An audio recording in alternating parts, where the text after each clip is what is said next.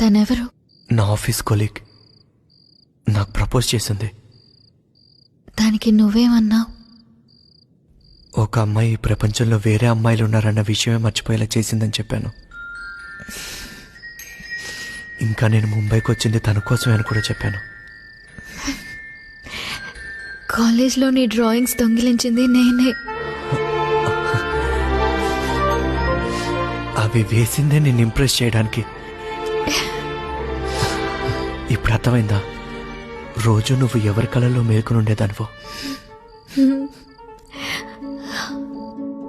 3 సంవత్సరాలు వేస్ట్ చేశాం కదా. ఇంకా జీవితం అంతా ఉంటాం కదా.